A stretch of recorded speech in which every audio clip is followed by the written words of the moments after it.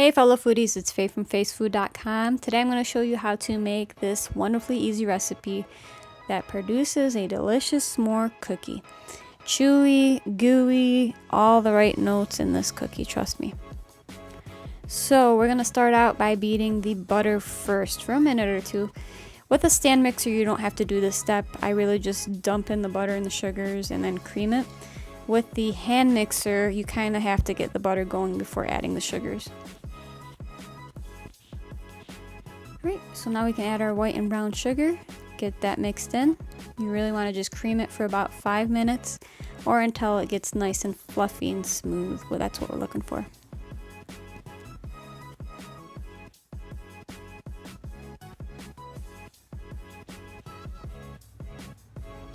You might be asking, why am I not getting my stand mixer to do this step? Well, I was feeling lazy, so yeah, you should know by now.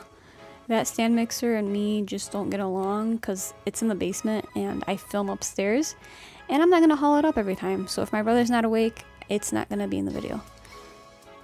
So just add your eggs in one at a time, mix it real well after each addition. And then add the vanilla, get that mixed in.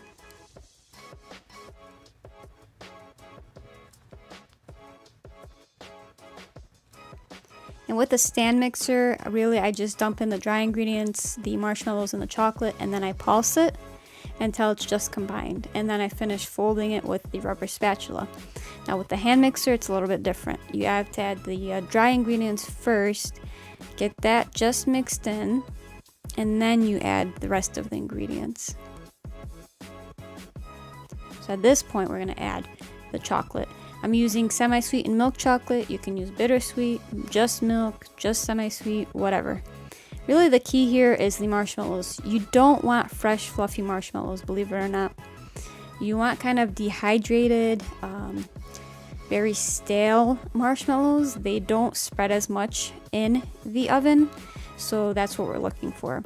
If you don't have that, you don't buy them dehydrated at first. You can just, of course, leave them out on the counter for a few days uncovered and they'll get stale on you. And that's what I had to do. Worked out well, and that's what you'll have to do for this recipe.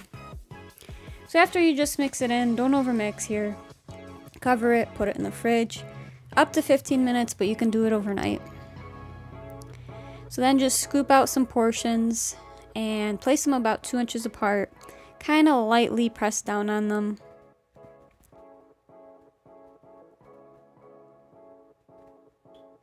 Just a little bit.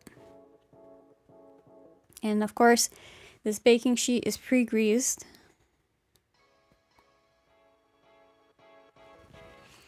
We're going to bake this at 350 for about 10 to 11 minutes. And then once it comes out of the oven, we can go ahead and leave it on the baking sheet for another 5 minutes. So let's just leave them there, let them continue to cook. And then at that point, you can go ahead and move them to a wire rack to completely cool. Although they are very gooey when they're warm, so suggest eating it then. For the full recipe, go to facefood.com, subscribe to this channel for more great videos on the way. Comment below for any comments or questions, and share this video. Give it a thumbs up. I appreciate your support. Do try this, you won't regret it. And until next time, have a wonderful day.